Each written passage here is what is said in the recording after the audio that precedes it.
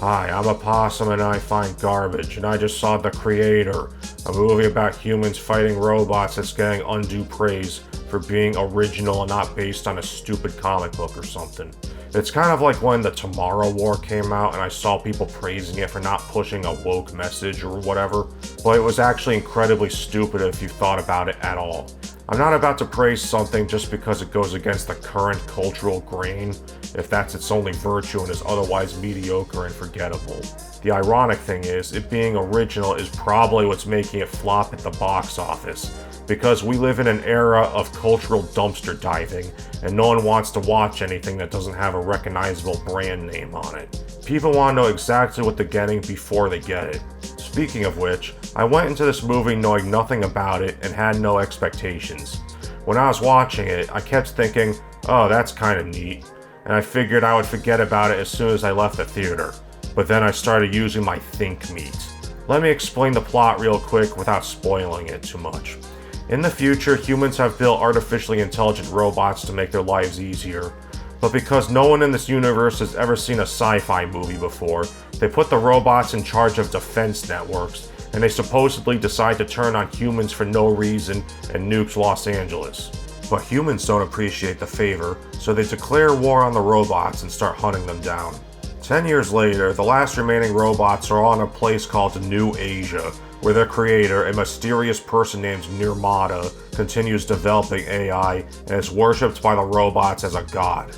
Our protagonist, a guy named Sergeant Joshua Taylor, is on an undercover mission to find Nirmata, but he falls in love and marries a robot sympathizer named Maya, who supposedly gets killed by the US military in a raid. 5 years after that, Joshua is called upon by the government once more to go back to New Asia to find Nirmata's secret weapon called Alpha Omega, which the military believes has the power to destroy their flying spaceship thing called Nomad, which they use to launch missiles at the robots' hideouts.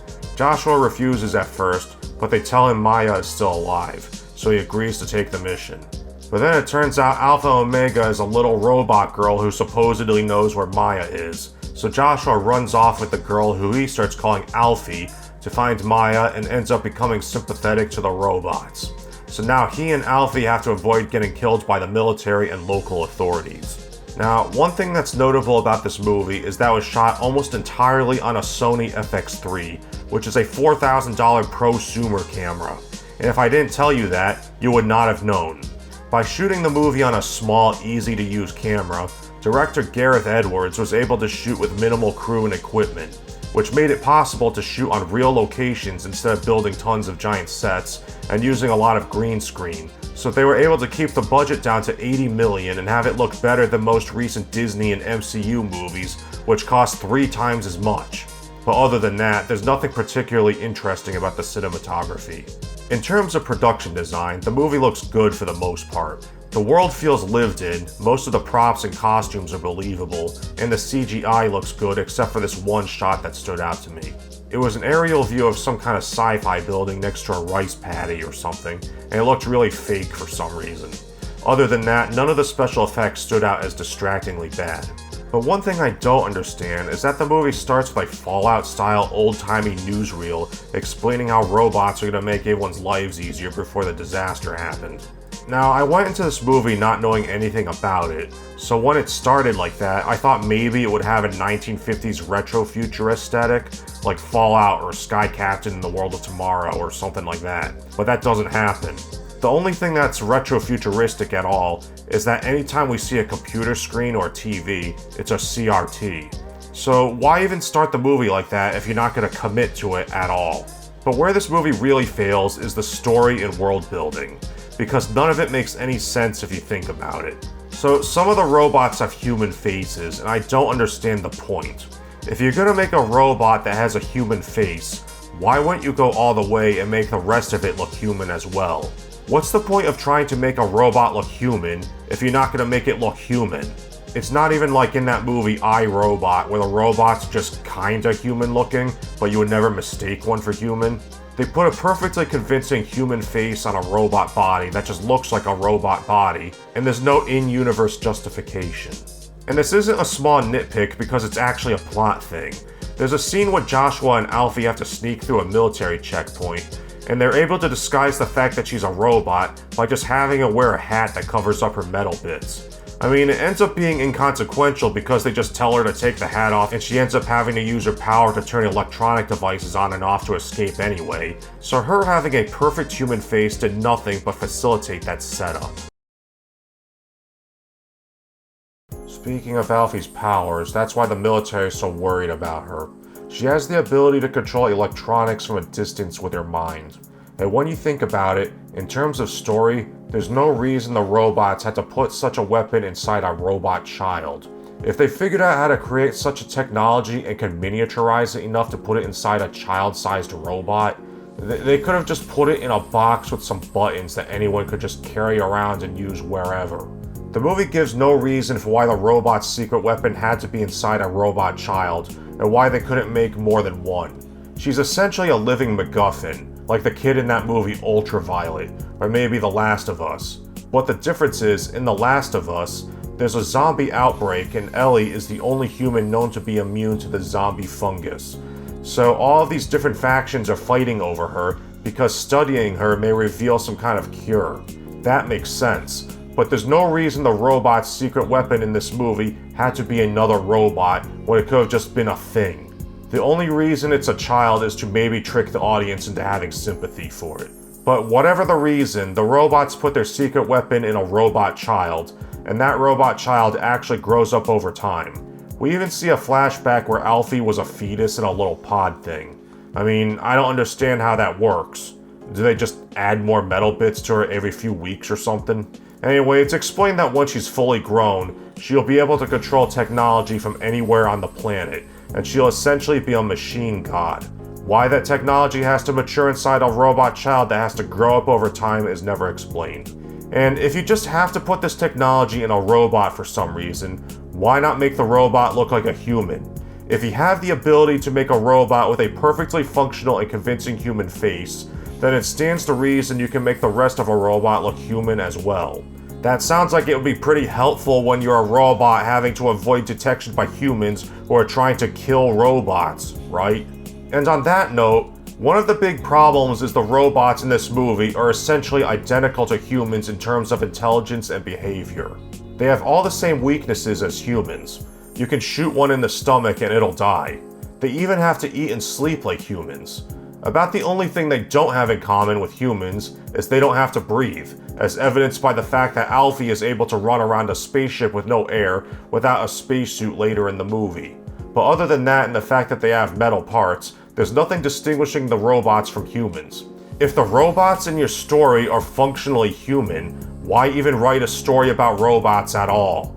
Now, one might argue that's the point, that humans and robots are the same, so we should all just get along, or some dumb children's storybook moral like that. But in terms of story, why even make them robots if you're not going to do anything with it? They might as well just be clones or replicants like in Blade Runner. At least then, you don't have to spend millions of dollars on the CGI to give all these actors robot parts. And it gets really stupid when they establish that it's possible to download a human mind and put it into a robot body. For one thing, it's not even like it's expensive or difficult to do that, because this one lady is carrying around all the equipment she needs in a backpack, and it takes like 5 seconds to transfer a guy's mind onto a little flash drive, even after he's been dead for hours. I mean, he only lives for 30 seconds after they download him into a robot for some reason. Like they copied his mind from his partially decayed brain, but he was still coherent enough to answer their questions before he died again. But it just goes to show that copying and uploading a human mind is trivial. So in this universe, death should be meaningless. Anyone could just back up their minds like in The Sixth Day and make themselves functionally immortal. And yet, whenever a robot dies in this movie, it's treated as permanent. A robot character will die, and other characters will cry over it, and we even see one getting cremated during a robot funeral at one point. So if you can just copy and paste a human mind into a robot body, and it's so easy that you can do it in the fields with a device small enough to fit in a backpack, and it takes literally 5 seconds, why can't you do that with a robot? I was watching this character cry with his dead robot wife in his arms and just thinking, couldn't you just pull the hard drive out of her perfectly intact head and put it into another robot body? Or just restore her from a backup copy on a flash drive you got in a drawer somewhere? It's so stupid. And I know people who defend bad movies like this like to say things like, oh, it doesn't matter whether or not it makes sense, what matters is how it makes you feel. Whether or not a movie is intellectually satisfying is less important than how emotionally satisfying it is. As if we can't or shouldn't expect a movie to do both. These things are not mutually exclusive. We process both logical and emotional information with the same organ, and I would go so far as to argue that it's necessary for a movie to make logical sense in order to have an emotional payoff, especially in science fiction and fantasy, because emotional investment requires believability, and believability requires consistency. The Creator is a perfect example of a story's internal logic not making sense, actually diminishing the intended emotional impact. If you establish early on in your story that it's possible to bring the dead back to life with magic or technology or whatever, and then you have a tearful scene where a character's crying over another character dying, I'm not gonna feel sad about it. I'm just gonna wonder why they don't use their previously established resurrection powers to bring them back to life. Especially when it can be done in 5 seconds with a thing you can carry around in a backpack, apparently with little to no limitations or cost. If you can bring a dead human back to life by digitizing their mind and copy-pasting it into a robot, you can certainly copy-paste the already digital mind of a robot and put it into another robot. And something that's even stupider is there's a scene where they copy the mind of a dead human into the body of a dead robot who had been killed earlier by strangulation. Yes, someone killed this robot by strangling it, even though it's established later in the movie that robots don't even have to breathe. And not only that, but it being dead implies that it was too badly damaged to live, right? Like, if you die, it's because something you need to keep your brain functioning stopped working, right? And yet, they were able to copy-paste this guy's mind into it, and he came back to life. So I guess the robot wasn't damaged enough to be dead. So why was it dead? It makes no sense. And this is supposed to be the emotional core of the movie. We're supposed to feel bad and sympathize with these poor innocent robots because the big bad military is trying to kill them, when even according to the movie's own internal logic, it should be possible to bring them back to life after they've been killed. Unless we're meant to believe that it's possible to download a human mind into a robot body, but not download a robot mind into a robot body for reasons that are never explained. This is one of those things that they just put in the movie because it seems like a cool sci-fi concept, but they didn't stop to think about how it would impact the story and emotional payoff. And not only are the robots killable, they have, as I mentioned, all the same weaknesses as humans. They have to eat and sleep, and they can be killed by shooting them or strangling them, apparently. The movie does nothing with the fact that these characters are robots because they're functionally just humans, except for this one scene in which Joshua sneaks up on a robot while he's sleeping and pushes a switch on his neck that puts him into standby mode so he doesn't wake up. You'd think the robot would put tape over it or something. And this is the equivalent of sneaking up on a dude and hitting him with a brick. Either way, the guy's just knocked out. Think about what a robot is for a second. A robot is a machine. Machines are built with different purposes in mind. You can make a robot in any shape or size you want to suit whatever purpose you need. This movie has police robots in it. Now, let's say technology gets to the point that we can replace our cops with robots because our society is stupid enough to do that, and you're designing a robot specifically to fight crime. You would make that robot bulletproof, right? That just sounds like a logical choice, doesn't it? A robot that's meant to fight armed criminals should be made resistant to bullets. But not in this universe. Making a robot suited to its purpose would make too much sense.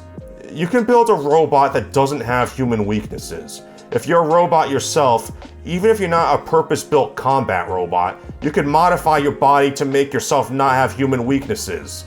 That sounds like it would be pretty useful when fighting a war against humans who are trying to exterminate you, right? Rivet on some armor pieces, put retractable guns in your arms, stuff like that. And don't give me this crap like, oh, the robots just want to live in peace so they don't want to be prepared to defend themselves, when they're constantly walking around with guns. If you're gonna have robot characters, make them do what a robot would do. I mean, why even have your characters be robots if you're not gonna lean into it? There's also things that are just stupid in a general way. Like there's this one scene where the military shows up to attack a robot hideout, and they land their little dropship thing and send out a robot that's essentially just a bomb with legs to run across a bridge toward the enemy to blow them up. Why send a robot bomb that runs at the speed of a human to run up to the enemy to blow them up when you could just launch a missile at them? It's not even like it has to run through a tunnel to get to them or something. It just runs across a bridge in a straight line right at them.